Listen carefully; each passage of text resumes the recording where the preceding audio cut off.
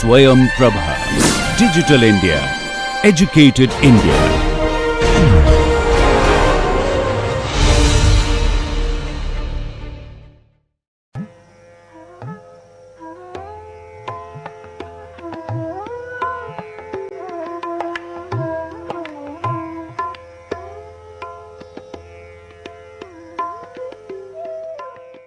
Good morning, and with this the lecture number 38 of the course Stochastic Hydrology.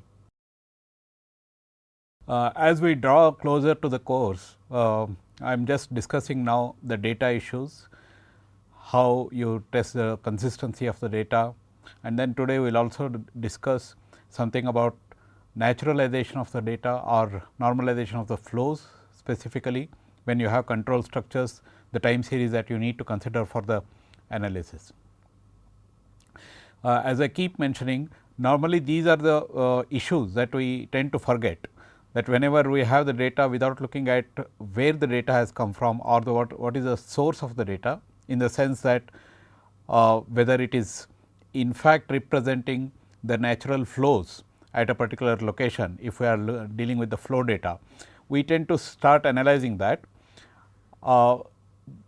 But then the analysis may lead to certain inferences or conclusions which may in fact not be correct, because the flow data that we are considering will not in fact be naturalized data. And therefore, even before starting the analysis, we need to be alert to the situation of the type of data that we are using and what the data actually represents. We will discuss these issues today along with the consistency of the data itself that I have been discussing in the previous lecture. So, in the previous lecture, if you recall, we were talking about the data consistency checks, and specifically we dealt with the double mass curve and the specific flow concepts for checking the data consistency. Typically, the specific flow we use this method of specific flows when we are dealing with the flow data, and double mass curve we can use both for rainfall as well as the flow data, which are the two major variables that we consider in most hydrologic applications. So, the double mass curve, if you recall, is the curve between the accumulated flows at all the gauges, typically upstream of the particular gauge, specific gauge at which you are checking the consistency of the data, with respect to the accumulated flows at the candidate gauge itself. And the specific flow is the flow per unit area. So, typically we reckon annual specific flows or the seasonal specific flows. So, you take the annual average flows indicated at a gauge divided by the catchment area of that particular gauge, catchment area contributing to the flows at that particular gauge. That is what we reckon as the specific flow. We were discussing the particular case study, as I mentioned, this is the Narmada case study, and this is Amarkantak here, and this is the Gulf of Cambay. You have Sardar Sarovar reservoir here, Maheshwar, Omkareshwar, Indira Sagar, and Bargi is here, and there are a large number of other reservoirs from on the tributaries. And these rectangular boxes that you see here are in fact the gauge locations. So, there are a large number of gauges at which the data is available. The first exercise that we do in such large systems is to check the consistency of the data with respect to each other. That is consistency of the data at a particular gauge with respect to the gauges in the surrounding region.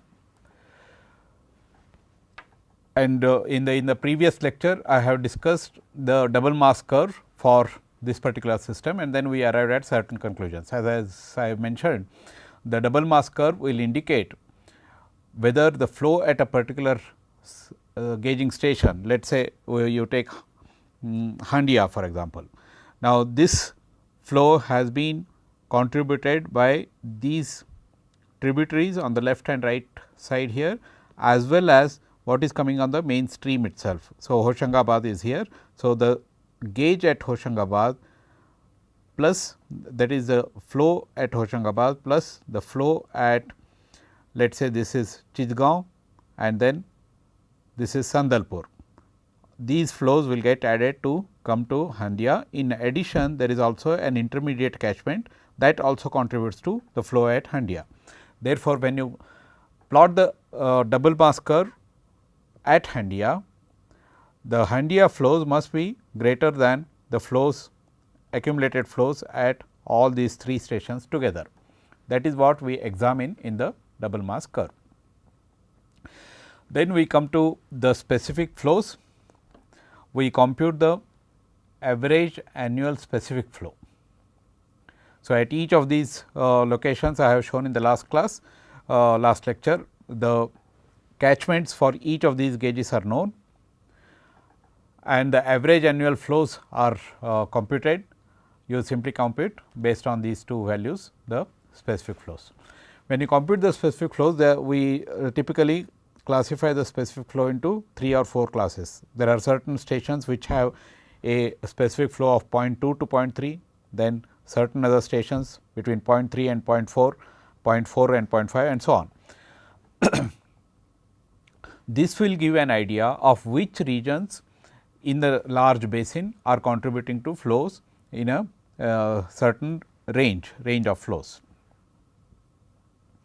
Now, you have a look at it, the specific flows typically range from around 0.25 to around 0.7. This means that 0.7 million cubic meter per square kilometer is the yield of that particular basin.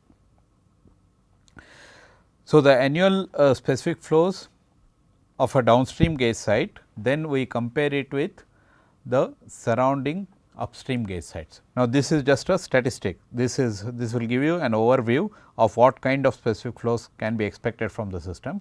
Now, we go and then start comparing with the specific flows of the surrounding gauges. When we do this, we look at, let us say that there are 2 stations we are considering, station A and station B, and we get a specific flow of S A and S B respectively, and the associated catchment areas are C A and C B. So, the flow at A is simply catchment area into the specific flow, this is C A into S A. This is the average flow that you can expect at that particular gauge. Then similarly, flow at B is C B into S B. Now, if A and B are upstream and downstream gauges here, let us say A and B. So, you get the flow at B as C B into S B, flow at A as C A into S B S A. So, the difference that you get must be the intermediate catchment flow. So, from the intervening catchment you get C B S B minus C A S A. This is the flow that is contributed by this particular intermediate catchment.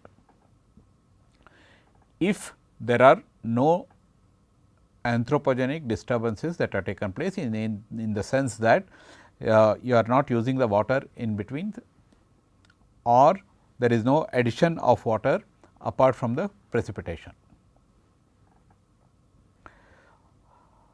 Now, the specific flow of the intermediate catchment we compute. That means, this intermediate catchment has contributed C B S B minus C A S A, and then the total catchment area is C B minus C A, because C B is the catchment area here, C A is the catchment area here.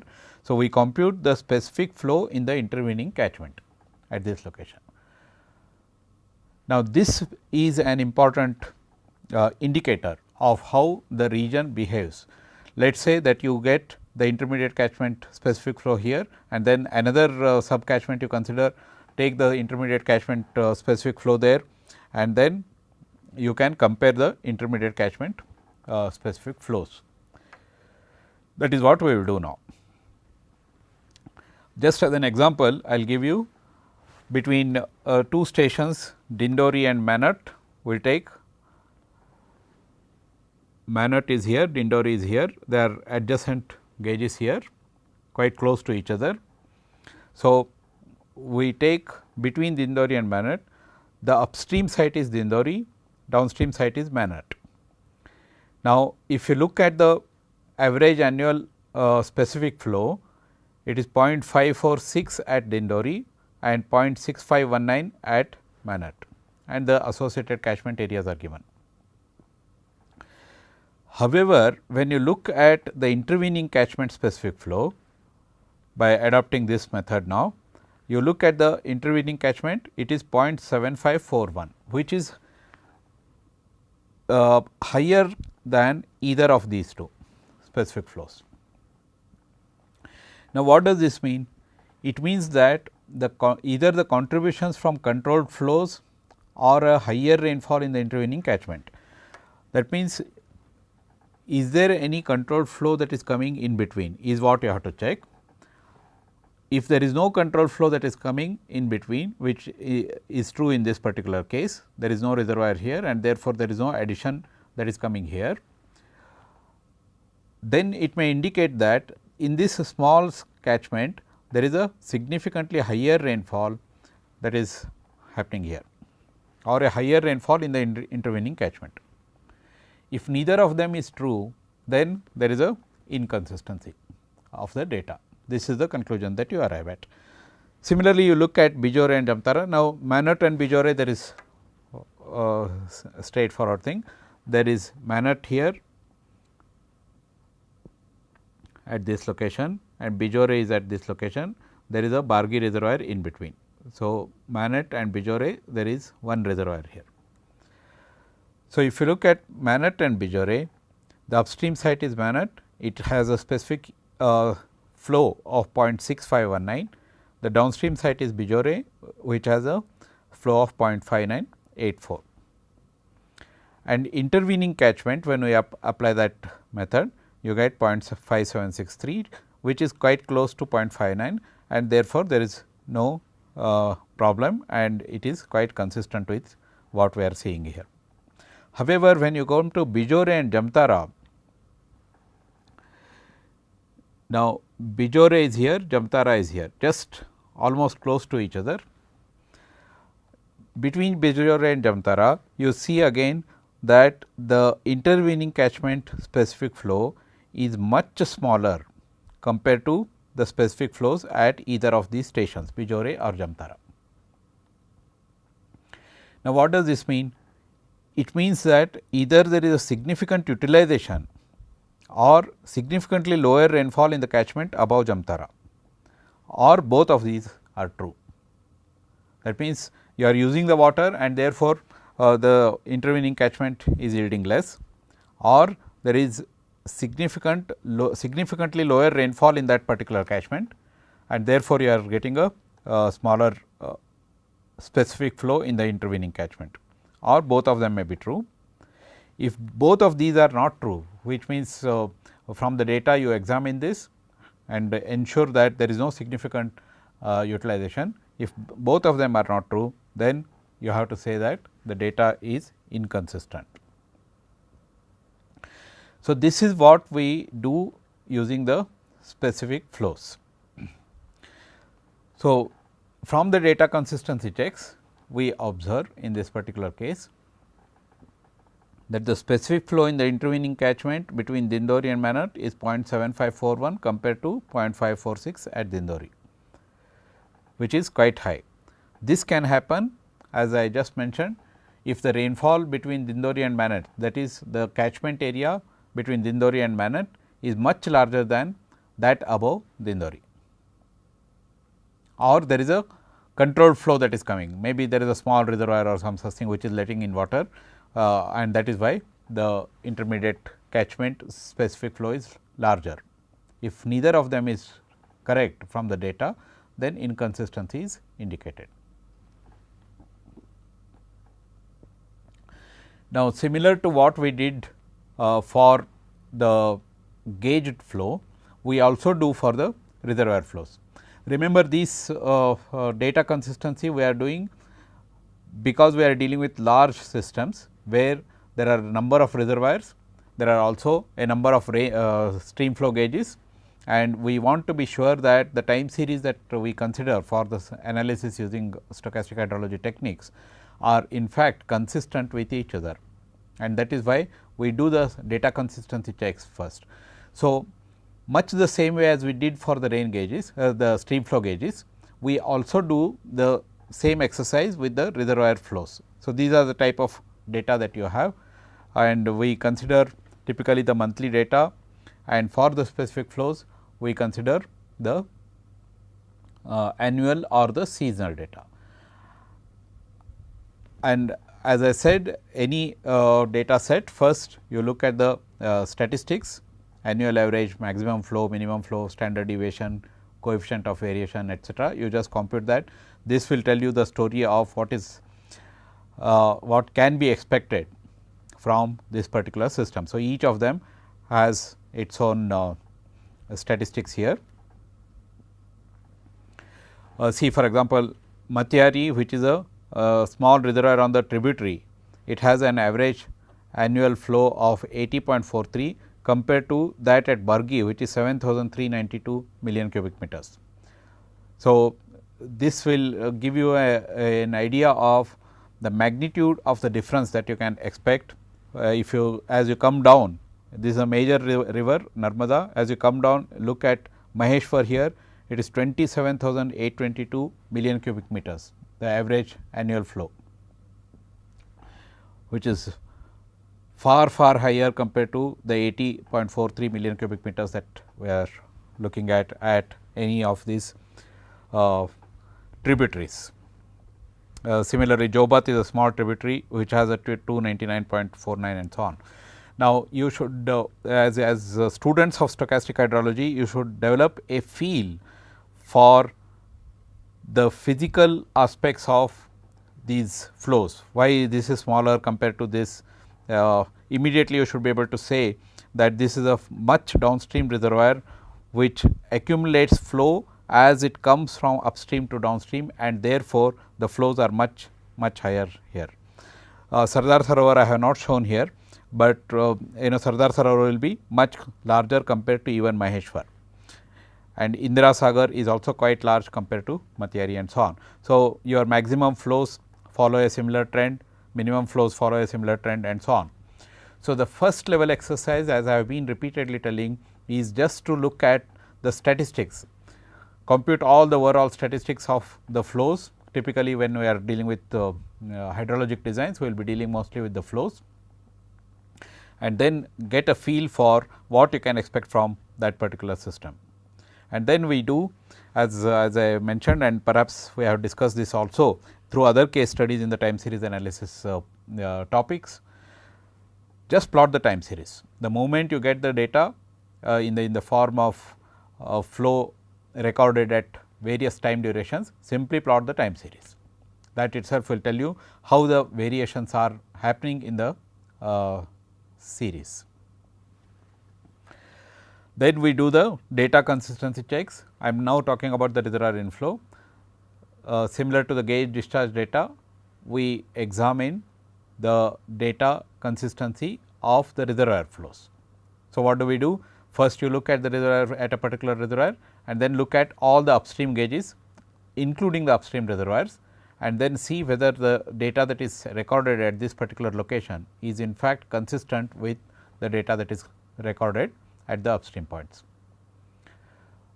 For doing which, we will also use the double mass curves, and this is how the double mass curves look at. For example, you are looking at the Maheshwar, all the upstream gauges of Maheshwar here, and then the accumulated flows at Maheshwar itself. Similarly, Indira Sagar, all the upstream gauges and the accumulated flows, and between Indira Sagar and Ginore and the upstream gauges here, and Indira Sagar and Handia. Here we are looking at all the upstream gauges. Here only one upstream gauge with respect to Indira Sagar, another upstream gauge with respect to Indira Sagar, and so on. So, like this we do several types of consistency checks with respect to several different combinations of the upstream gauges. As you can see, most of these will indicate consistency. there is no inconsistency indicated at all from the double mass curves of inflows at particular reservoir. This I have just shown as an example. The same exercise we carry out with respect to other reservoirs also. So, this is what we do in data consistency checks. Now, still on the data, there are other issues that you must be alert to. As I have been mentioning, the data, typically the flow data that we use for analysis, must be normalized or naturalized flow data. Typically, in countries like ours, you have data for last about 30 years, 40 years and so on, the actual measured data. But in the last 30, 40 years and even beyond, there have been major anthropogenic interventions in the rivers. For example, there have been dams built, there have been lift irrigation schemes that have been built, there have been barrages, major anthropogenic changes that have taken place on the river systems. And therefore, the data that we have will contain the signals of these anthropogenic changes. What I mean by that is, let us say that you have a gauge and the gauge data has been made available to you, and this gauge is just downstream of a reservoir that has been constructed, let us say 20 years ago, and you have the data at this gauge for the last about 60 years, let us say. Out of these 60 years of data, the last 20 odd years, maybe 10 years for construction plus 20 years since it has been in operation. So, the 30 years of data, the most recent 30 years of the data is in fact controlled flows. It reflects the controlled flows, and therefore, we must have a means of naturalizing the flow sequence at this location. So, this we will discuss briefly, so that we will know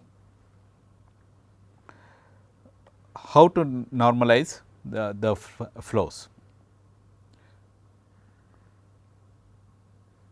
What we are discussing at this point is, let us say that you have a gauge, I will call it as gauge B, and then there is a gauge A upstream of the reservoir. From the reservoir, you are letting out water in a controlled manner. You have, let us say, gated spillway, and then you are letting out water in a controlled manner. So, what you are seeing here is a controlled flow.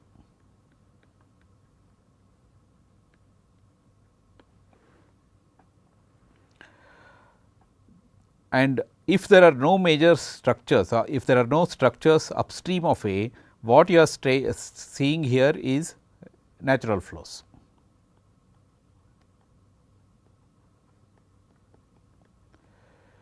Now, we want to do the analysis on the data that we have obtained at gauge B.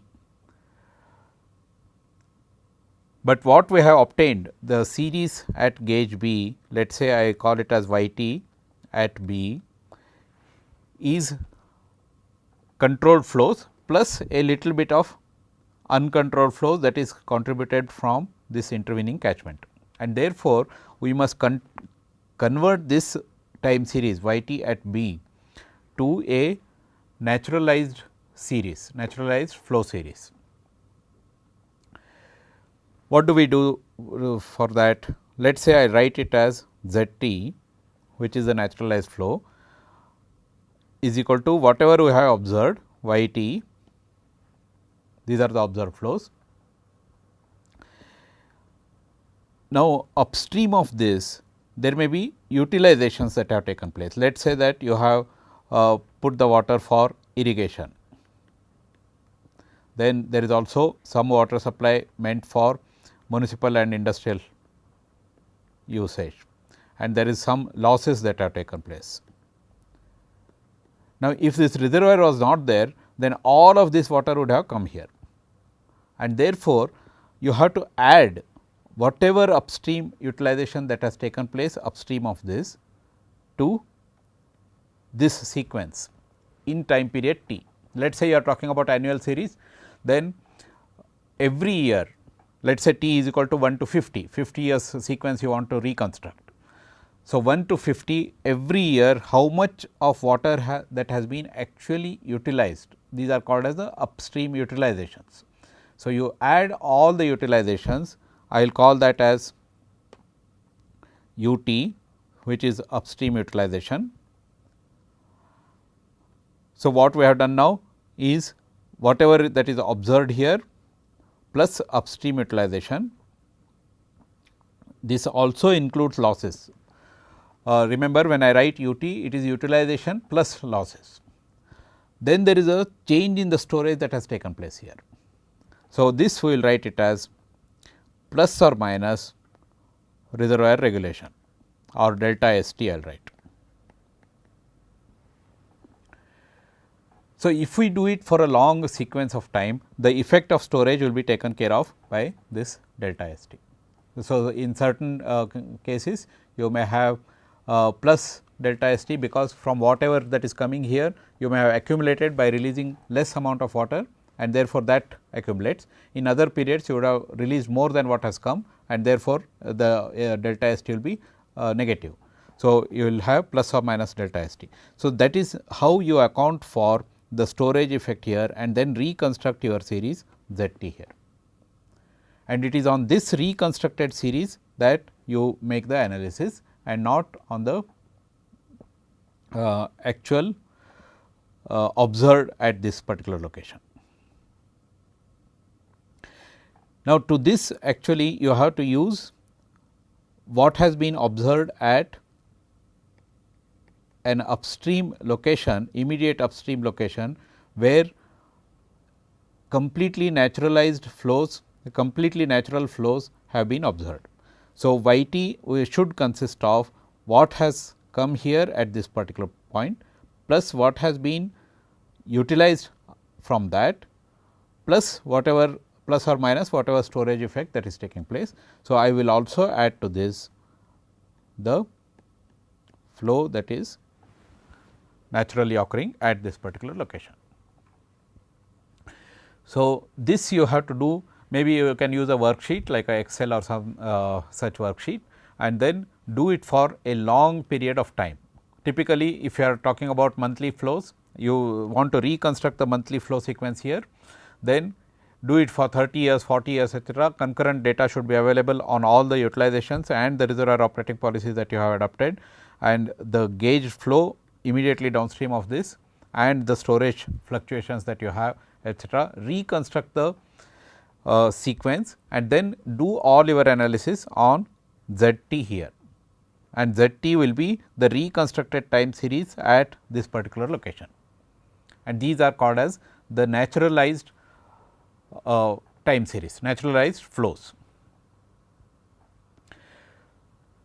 So, the point that I am emphasizing over and over again is that whenever you are adopting any stochastic hydrology techniques that we have dealt with in this particular course, you must deal with the naturalized flows if you are doing the analysis on the flows.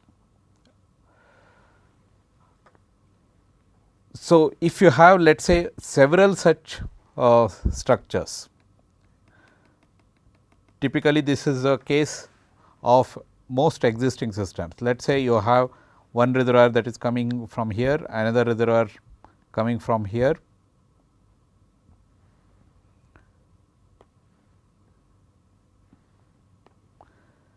let us say you have another reservoir here and then a third reservoir coming from here, etc. And you want to do the analysis at several locations. Let us say you have a gauge at this point, gauge at this point and so on. You have also gauges at upstream of that. The flow directions are like this.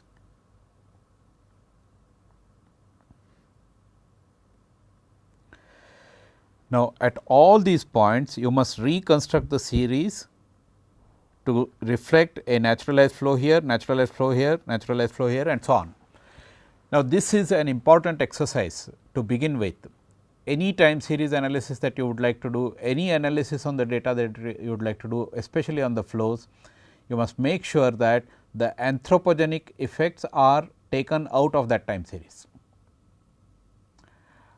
It is particularly pertinent, relevant in the context of climate change analysis that we do, where we use many of the stochastic hydrology techniques. It is important for us to always deal with naturalized flow sequences, which I will be dealing with in the next class and perhaps towards the end of this class, on how to address the climate change effects on hydrology. So, this is one aspect of the data. There is another smaller aspect, a minor aspect of representation of the data itself. We will cover that before I go to a specific application, specific recent application. Let us say that this is on the representation of data.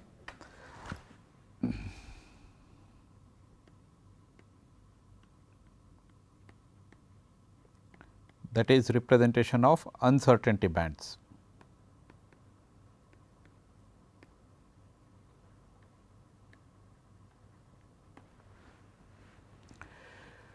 Let us say you have a time series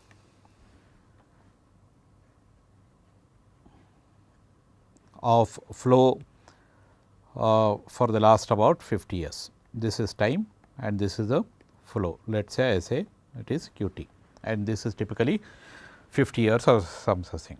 Then you have a long term average flow like this, around which the actual flows QT are fluctuating.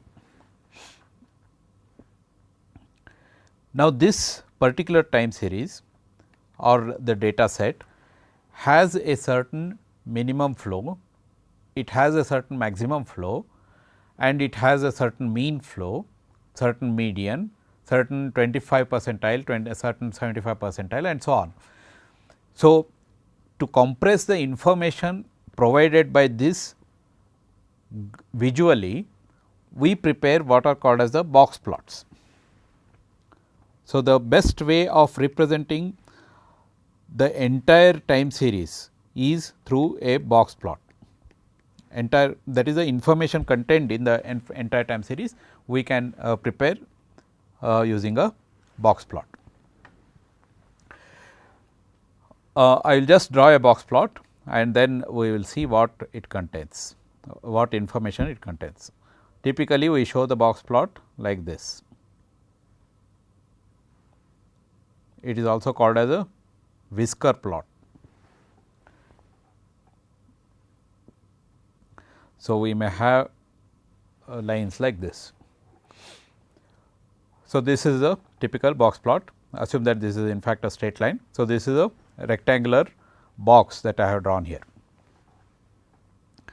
Now, the lowest point corresponds to the minimum of the data or the sample, minimum value in the sample.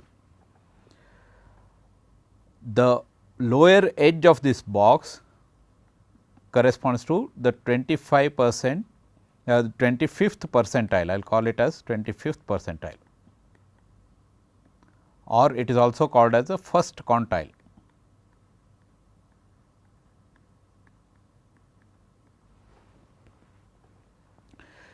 There is a line that is drawn inside the box, this corresponds to the 50th percentile,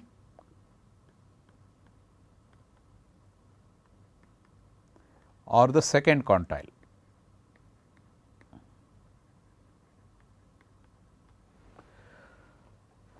Now, the 50th percentile is in fact the median. So, this is also the median, not also, it is the median. Then the upper edge of this box is the 75th percentile,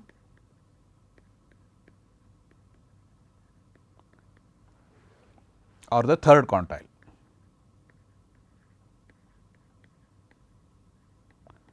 And then you have a line, this is the maximum value.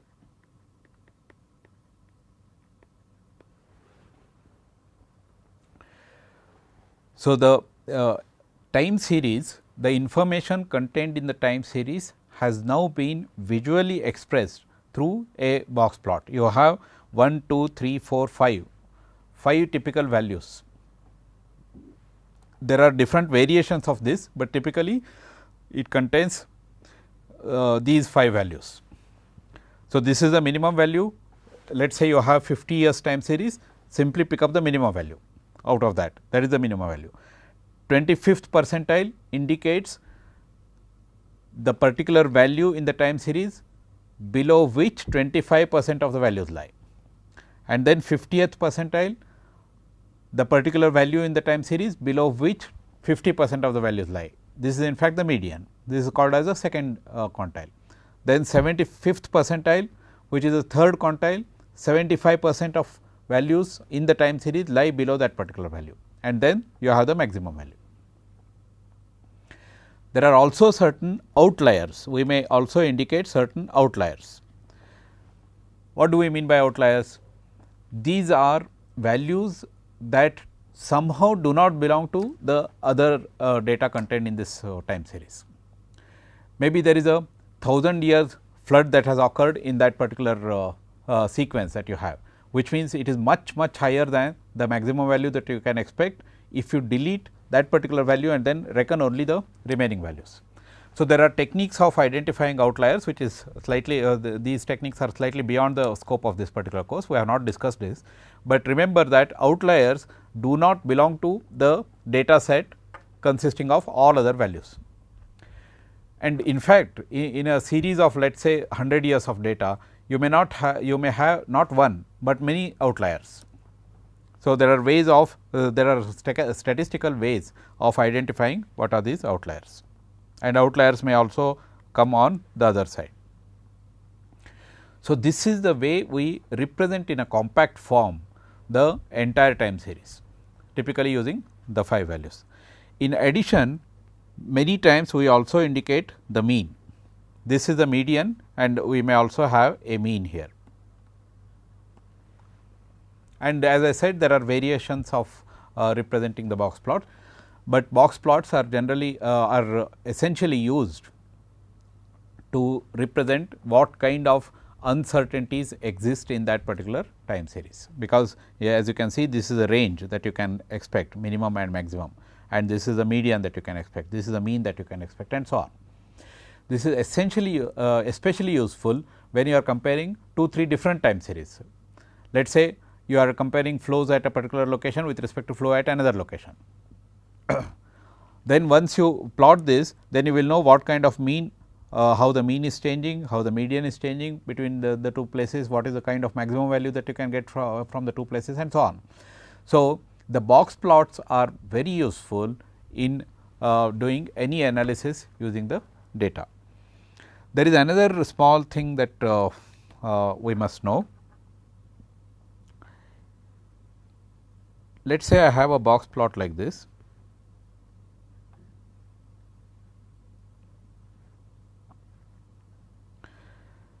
This box plot has been prepared with a data of 50 years, and I have another series, time series.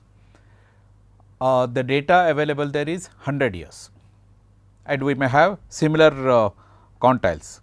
We may have a maximum value, minimum value, and then the 25th percentile, 50th percentile, and so on for that other data series, which is based on 100 years of data. So, to reflect that the sample size is different in the 2 series, we use the width of the box itself. So, the width of the box may be made proportional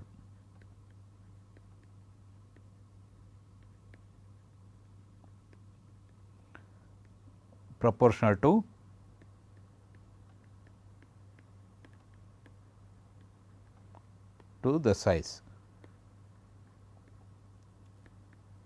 of the sample.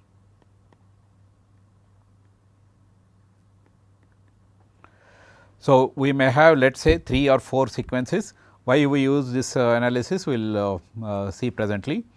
Let us say I have a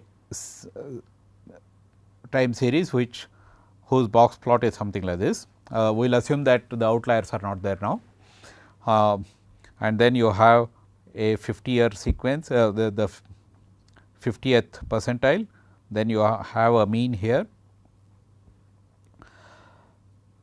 This is at location A or time series A, let us say. Then you have a time series B, which is of a different sample, and this has a mean of this, a maximum of this, and a median somewhere here, and a mean here.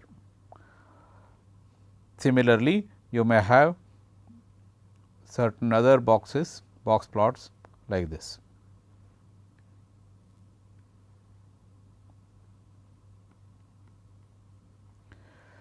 We would be interested in seeing how the mean has been changing from one point to another point. So, we simply join these, let us say this is at point B and this is at point C. So, we will be interested in checking how the mean is changing, how the median is changing, how the minimum values are changing, and so on.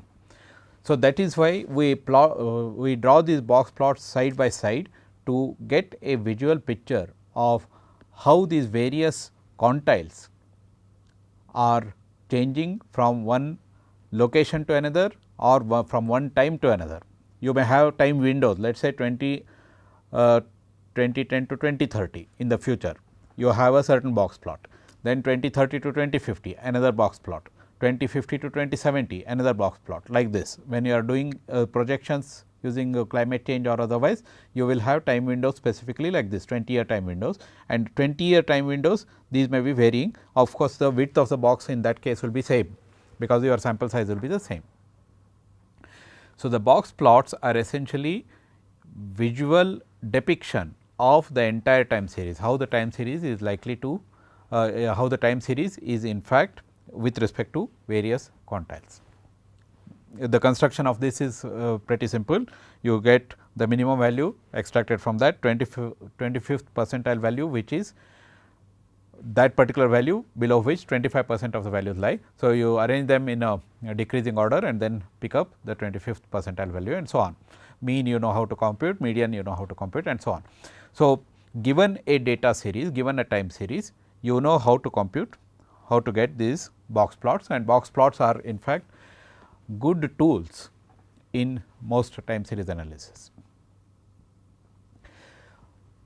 So, on the data we have done the data consistency checks, and then we have also just seen how to represent the uncertainties in the data using the box plots. There are variations of these box plots. For example, you may not necessarily have the first quantile, or you may not necessarily have only these 6 values. You may also have certain other quantiles as deemed important in the particular analysis.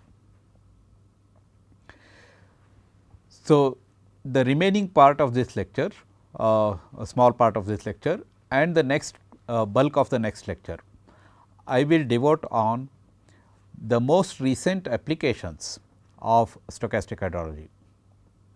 We have seen several applications earlier, for example, data generation.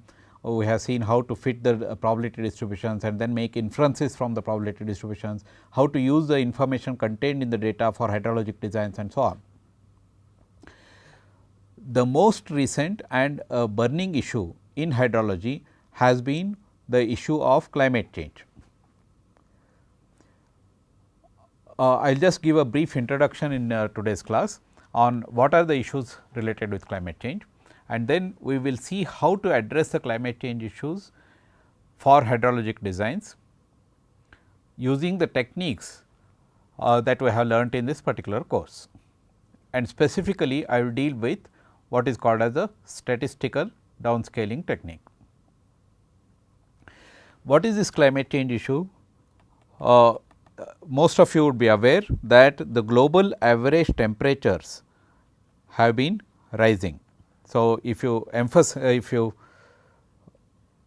look at the global average temperatures over the last about 1 century or something on certain scale, this looks like this. So, these are the temperatures. This is with respect to time. Now, this is known to be, or it has been said that this rise in temperature has been because of the greenhouse effect, greenhouse gas effect.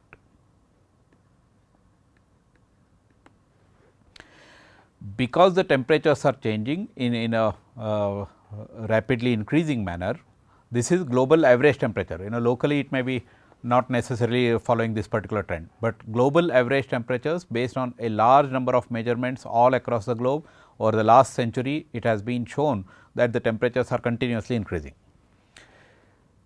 Because the temperatures are increasing, they have effects on the atmospheric circulation, and because of which the precipitation patterns are changing all across the globe, and also the sea levels are rising. So, there are three major visible signals of climate change, namely that the global average temperatures are changing, the sea levels are rising, and the precipitation patterns are changing. All the three of these have a direct implication on most of the hydrologic processes. As the temperatures change, a direct implication of that will be on the evapotranspiration. Directly evapotranspiration may start increasing if all other influencing variables are held constant.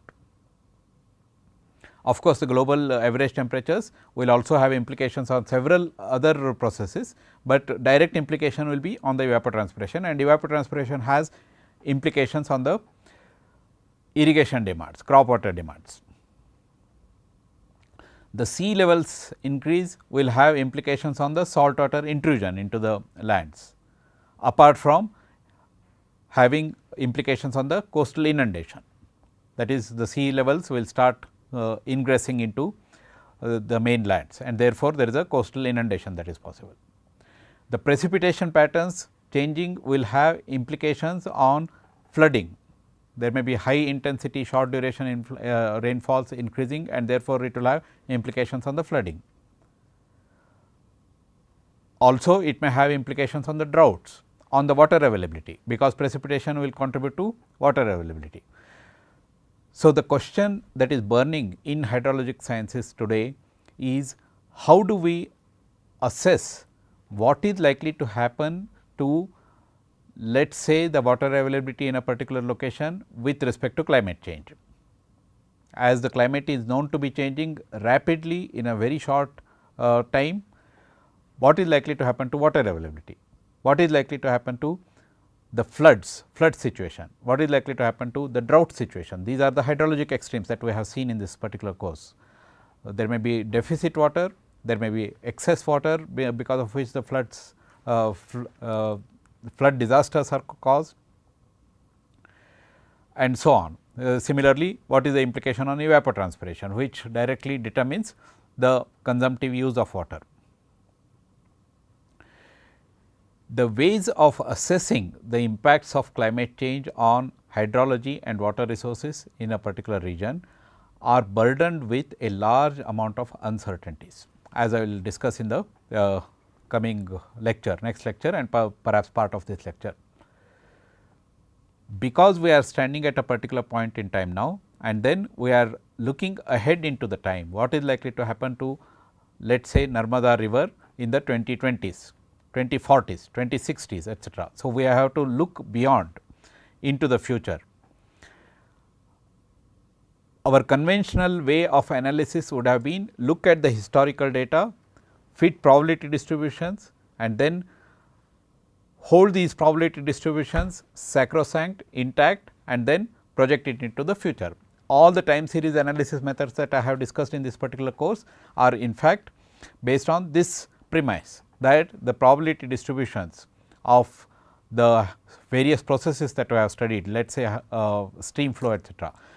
You fit the probability distributions based on the historical data, hold the probability distributions intact, sacrosanct, and then use the same probability distributions for extending into the future. The data generation techniques that I had discussed, for example, the one step Markov chain model, which is also the Thomas Fairing model, or the ARMA type of models, etc., which we use to generate the data into the future, let us say 50 years into the future, 100 years into the future, which are all important for hydrologic designs. They are all based on the historical data.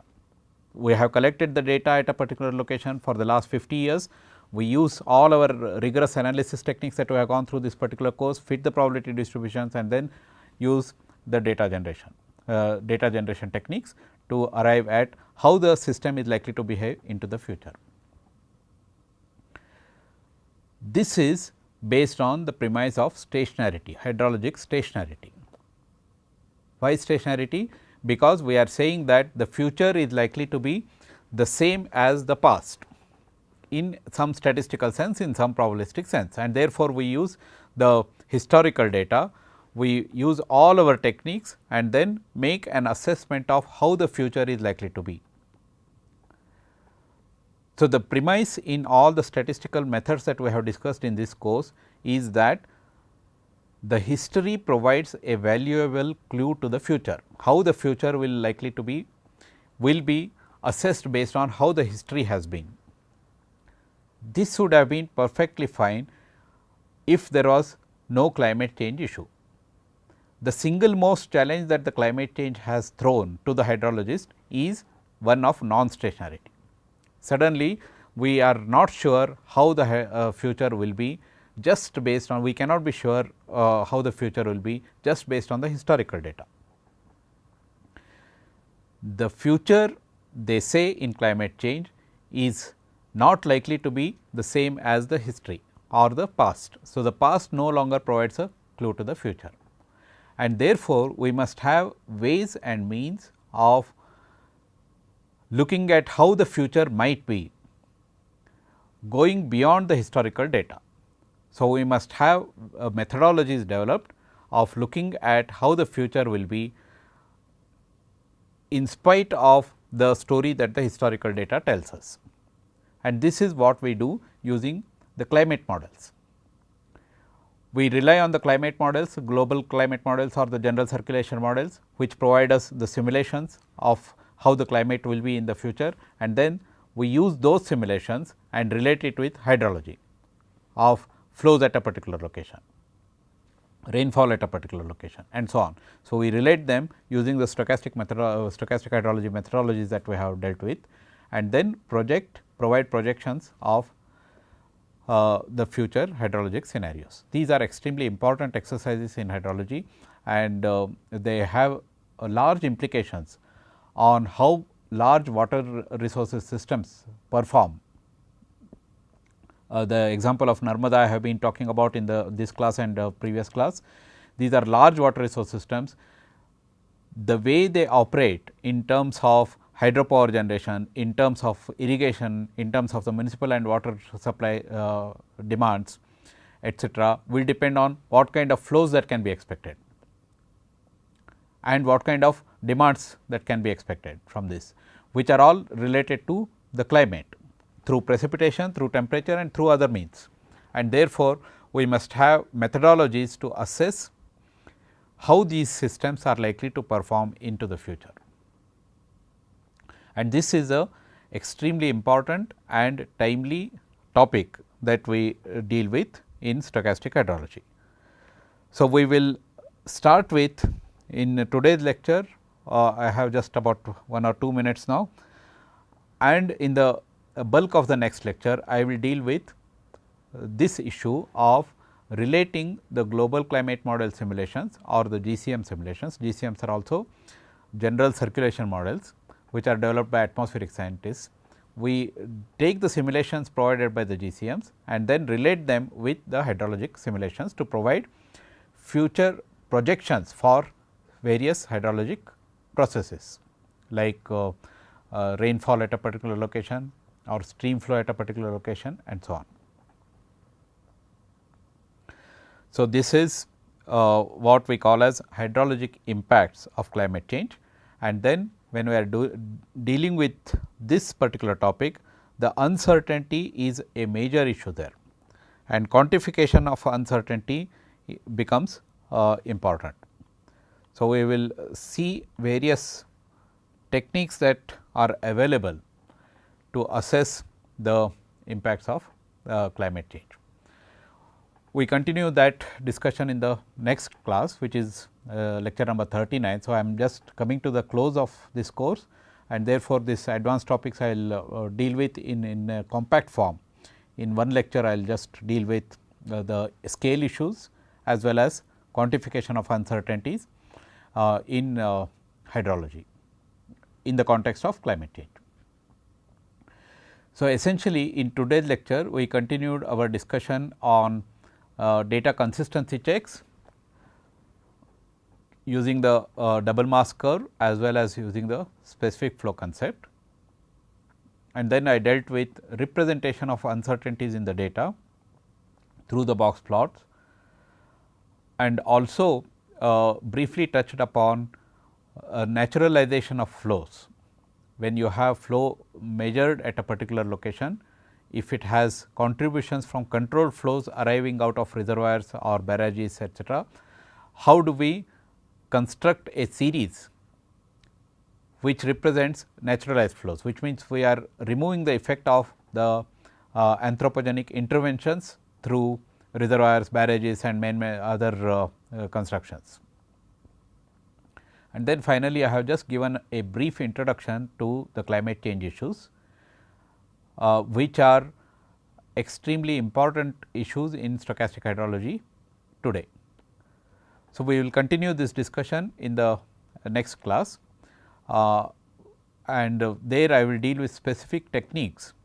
We typically use the techniques that we have discussed in the course all through. We may use multiple regression, we may use principal component analysis, we may use some stochastic models to relate the climate change simulations with respect to the hydrology. We may use stochastic downscaling techniques, disaggregation techniques for larger time to smaller time scales and so on.